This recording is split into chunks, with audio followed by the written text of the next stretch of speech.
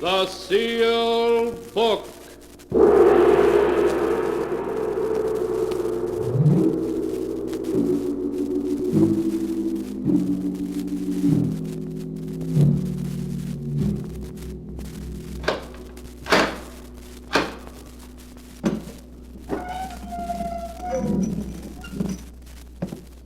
Once again, the keeper of the book has opened the ponderous door to the secret vault, wherein is kept the great sealed book, in which is recorded all the secrets and mysteries of mankind through the ages. Here are tales of every kind, tales of murder, of madness, of dark deeds, strange and terrible beyond all belief. Keeper of the book, I would know what tale we tell this time. Open the great book and let us read. Slowly, the great book opens.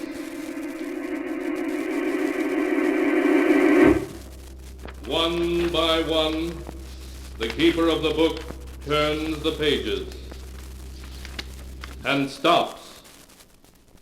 Ah, the strange story of three people who ventured into a long-lost cavern, a cavern cursed by the ancient Aztecs. A tale called I'll Die Laughing.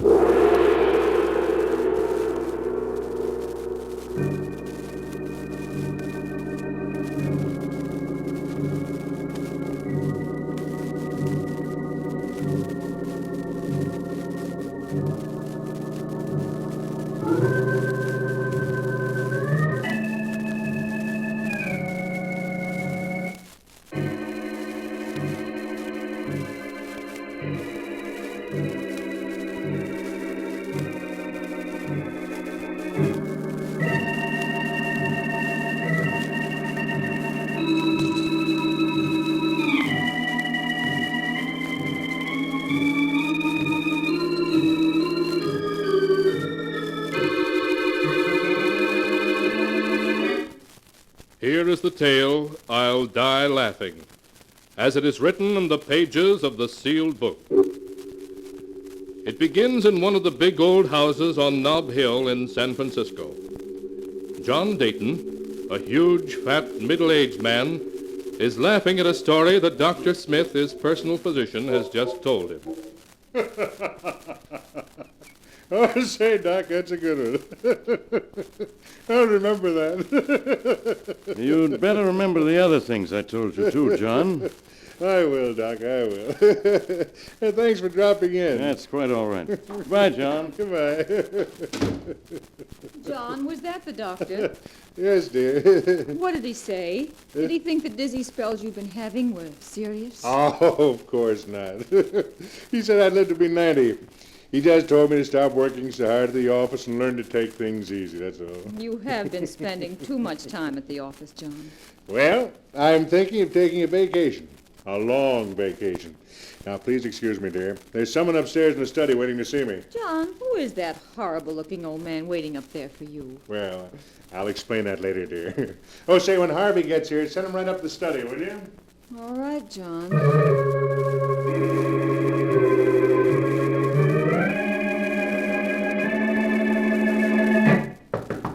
Yes? Oh, Harvey, come in. Hello, Laura. John phoned. Said he wanted to see me. Is he in? Yes, he's upstairs now. Laura, listen. Is it about us? Oh, no. He doesn't suspect anything. This is about something else. He has a perfectly weird old man up there with him now who... Yes, I know. An old prospector named Gippy Gordon. I sent him to John. You sent him? What do you mean? Well, this Gordon came to the office last week. John was out, so I talked to him. He told me a ridiculous story about a lost Aztec treasure in a secret cave in New Mexico. I knew it was just the kind of thing that John would love, so I told Gordon to come and see John here at the house. And I warned him to be sure not to mention having spoken to me. But why, Harvey? I want John to decide to go looking for that treasure and to take us along. I don't understand. Darling, John is like a boy in many ways, but he isn't a complete fool. If he finds out about us, we'll both be out in the cold. You're to lose this lovely mansion and all the things you enjoy so, and I'd lose my job as lawyer for the John Dayton Enterprises. Oh, I wish we could make a clean breast of it. Tell John we love each other and that... And live in a garret someplace on love and a crust of bread? No, Laura, it wouldn't work. No, I suppose not. Oh, what are we going to do? Suppose something should happen to John. An accident, say. Harvey, you don't mean that... Harvey, is that you? Yes, John, I'm on my way up now. Well, hurry up, old man. I've got something mighty interesting for you. Right away, John.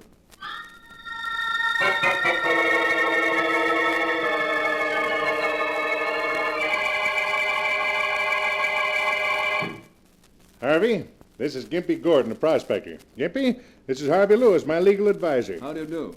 Howdy, Mr. Lewis. Harvey, I've just paid Gimpy here $5,000 for a map showing the location of a buried Aztec treasure in a haunted cave. What? Yeah. Better sit down on that one. Well, where is this treasure? Well, Harvey, you've heard of the Devil's Cavern, haven't you? Tremendous cave mentioned in early historical records of the Southwest, but apparently lost for the last 300 or 400 centuries. Why, yes, I read something about it.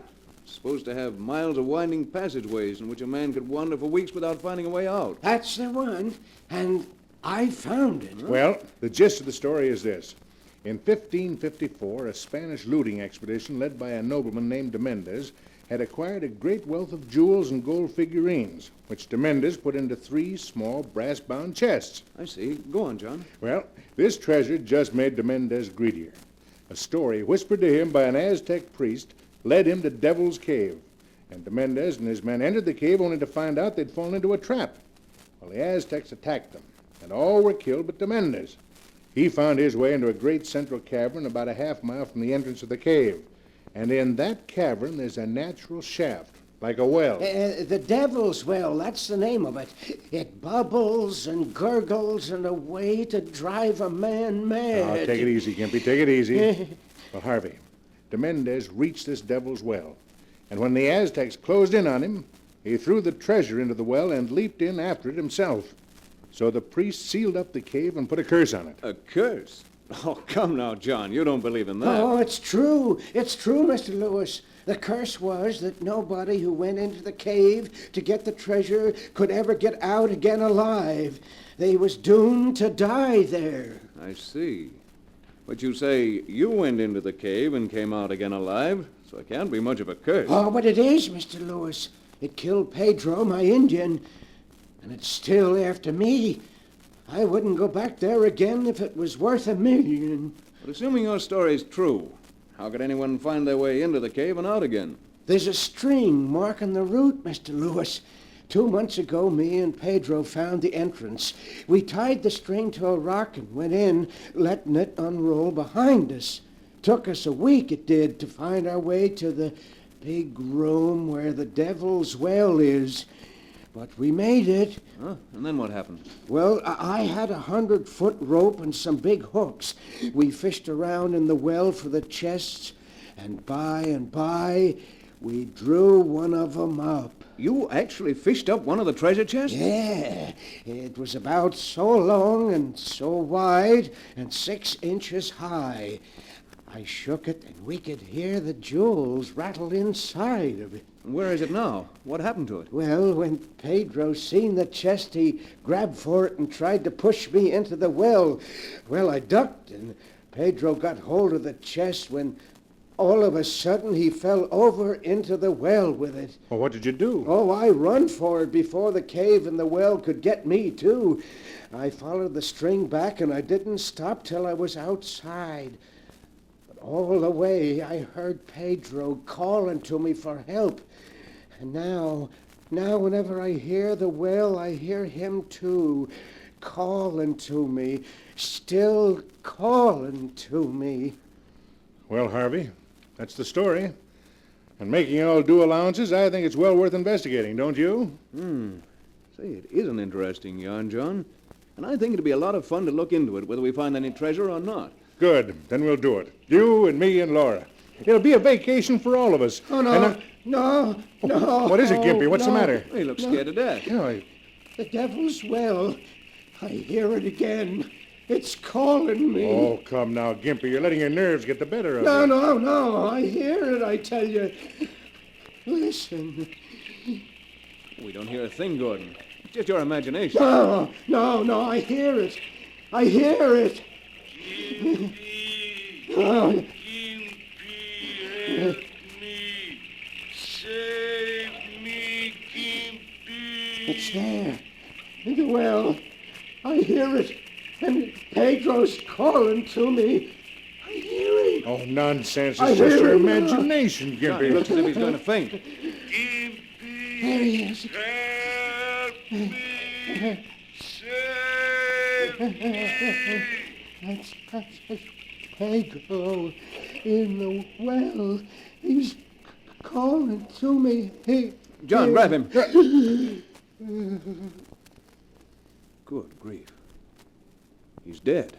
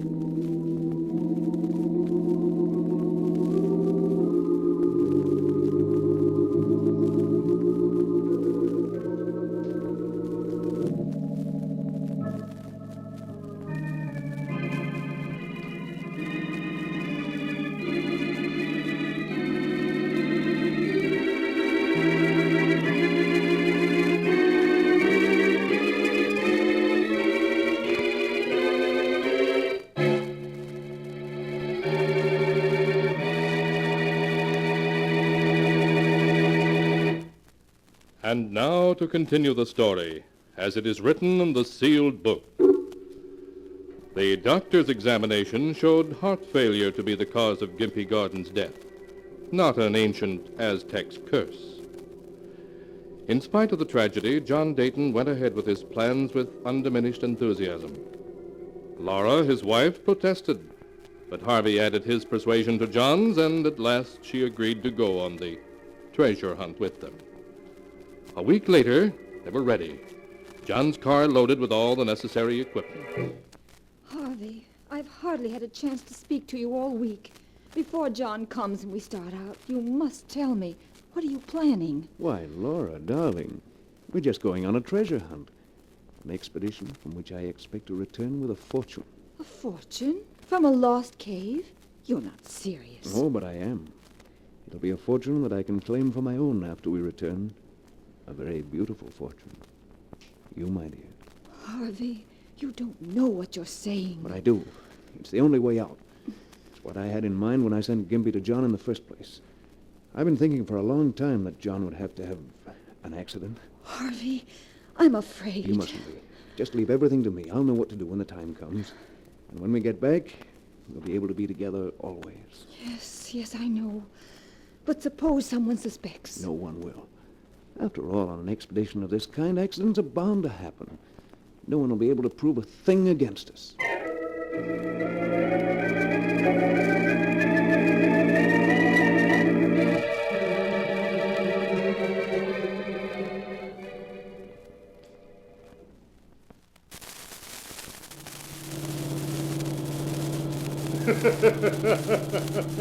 And just imagine how Gus Wilson and Duck Arnold will look when we invite them over and show them a couple of chests full of old Aztec jewelry. Their eyes will pop right out of their heads.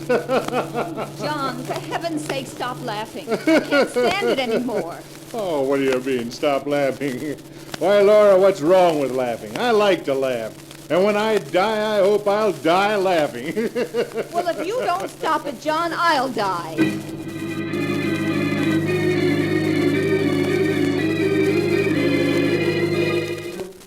After that, all three were silent as they drove. The afternoon of the second day, they turned off the highway and, carefully following Gimpy's chart, threaded their way through a series of narrow canyons until they reached a spot between two towering cliffs. Beside a great black rock gaped the dark mouth of a cavern. John directed the unloading of the car, then he led the other two a few feet into the mouth of the cavern until he found there the end of a slender white string that led into the cave, losing itself in the darkness. Look, there's the string. Well, was old Gimpy Gordon telling the truth or not? Certainly looks as if he was. We're not going to explore the cavern now, are we? Let's wait until morning. Oh, nonsense, my dear. Now's as good a time as any. Harvey, you and Laura go ahead with your flashlights. Laura can carry the rope and you carry the food. And I'll bring the grappling hook. All right, John. Ready, Laura? Now, wait just a second. I ought to try this little special device I brought along to make sure we don't get lost. Huh? A bottle with a sprayed top and a colorless liquid in it. Uh-huh. Well, I don't get it, John. What's that for? I told you. It's to make sure we don't get lost. Now, watch. I'll spray some of the ink in this bottle on the wall of the cavern. There. Now, I've sprayed a spot on the wall. Now, shine my flashlight on it. Well, I don't see a thing. That's because the ink is a special invisible type. You see, the ink only shows up when you look at it through special glasses. Now, here, Harvey, put on these colored glasses. All right, John. What do you see? Why, George, you're right. The ink has a greenish glow when you look at it through the glasses. Ah, you see, it works. I'm going to use this bottle to spray the ink on the walls of the cave, and it'll mark the proper passage. Oh, John, you always have to amuse yourself with something silly like that, don't you? It isn't silly. It'll give us a double check on the right route so we can't get lost. Now, you two start. I'll bring up the rear, and every 10 feet I'll squirt a little of this stuff on the wall. Then we won't have to worry about Gimpy's string.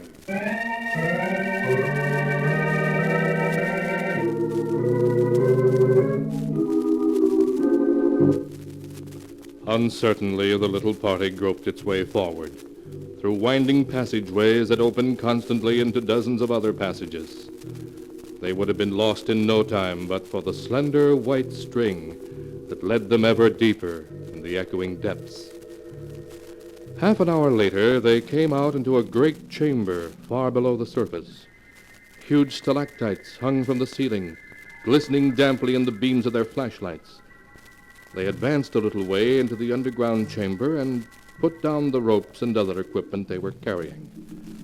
A low gurgling and moaning of water echoed through the cavern. That's the sound Gimpy mentioned, Harvey. It means we've reached the Devil's Well. Look, over here. A round opening in the floor of the cabin. Yes, this is it, all right.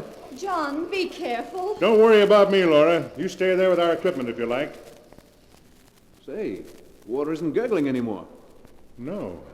Oh, but Gimpy said it came and went. Must be an underground stream causing it.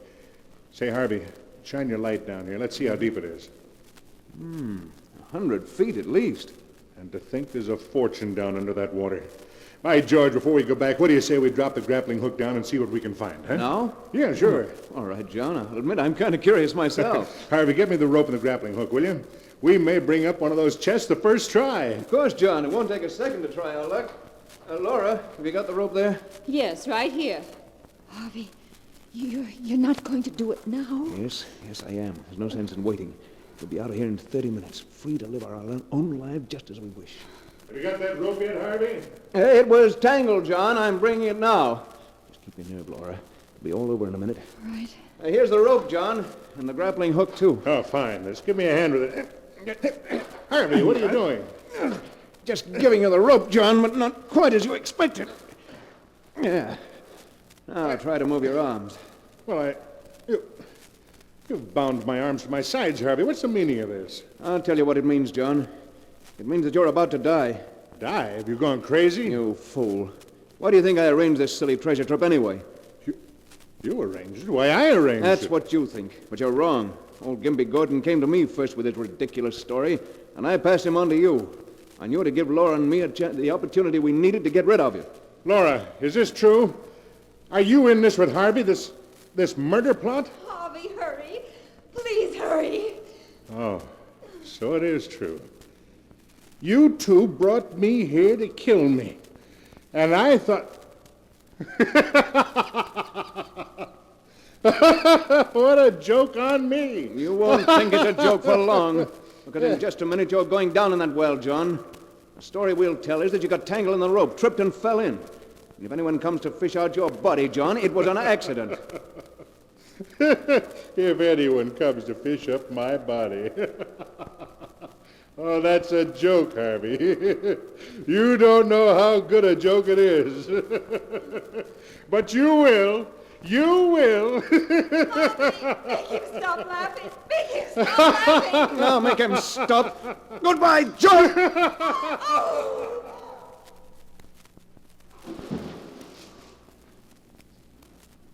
He laughed. He laughed when you pushed him, Harvey. He always said he'd die laughing, and he did. He did. Laura, pull yourself together. It's all over now, do you hear? It's all over. Yes. Yes, Harvey, I'm all right. Only let's get away from here. Let's get out of here. No!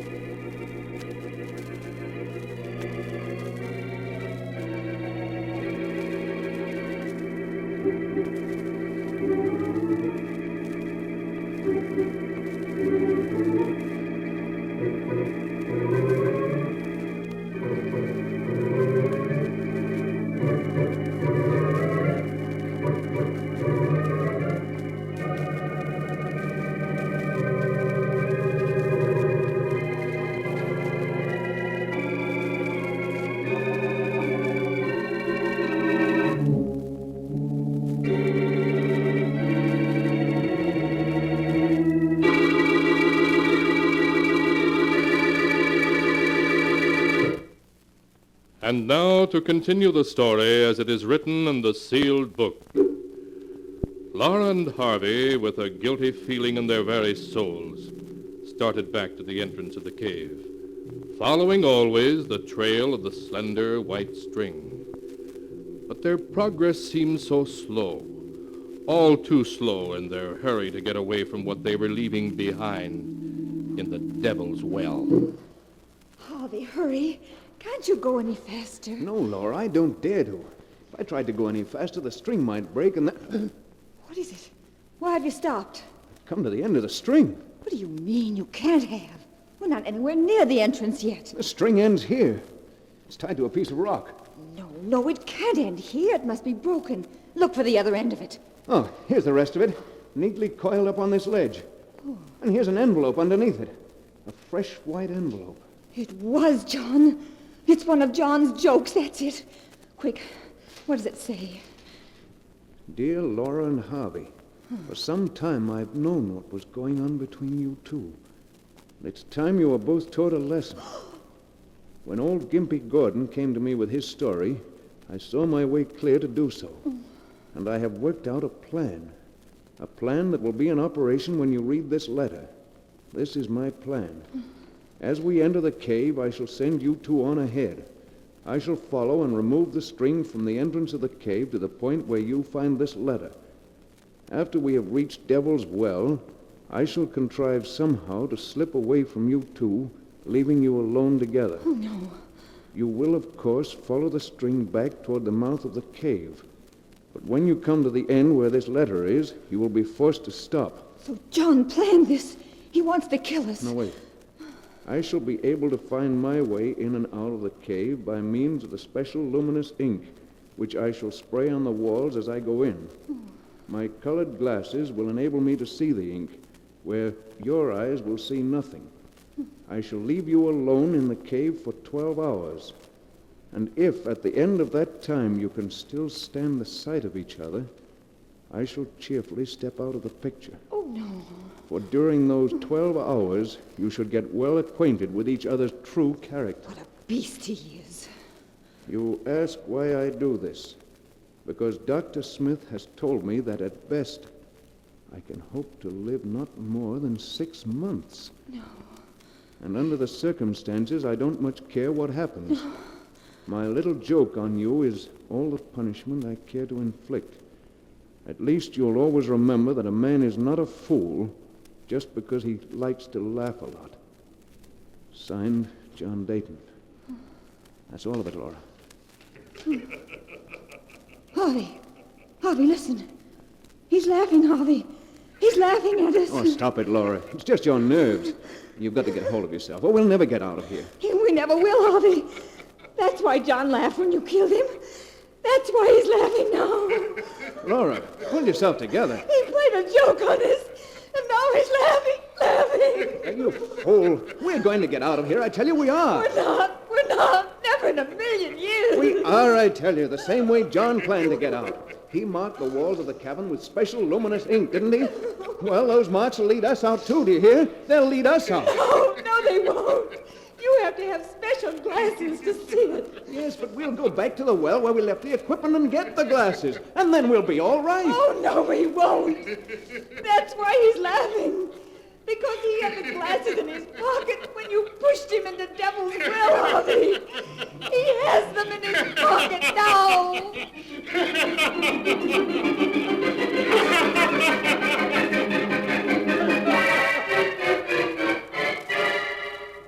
And that is the tale of I'll Die Laughing, as it is written in the sealed book. For days, Laura and Harvey wandered through one corridor after another, seeking the entrance of the cave. John's laughter echoed in their ears, as time and time again they ran into blank walls. Weeks later, a searching party found their bodies lying a scant 100 yards from the entrance of the cave.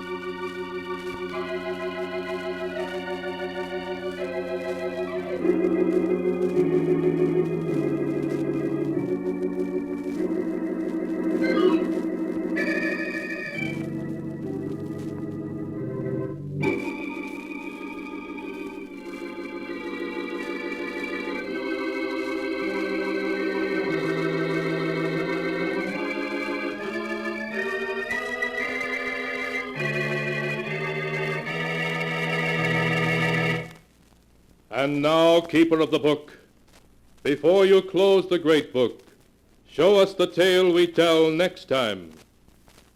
This one. Ah, yes. Why, this is amazing. It's the tale of a mad killer who lived alone in a great country house.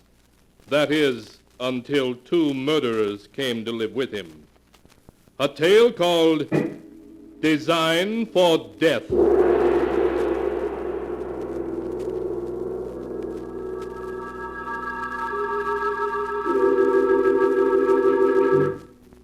Be sure to be with us again next time, when the sound of the great gong heralds another strange and exciting tale from the Sealed Book.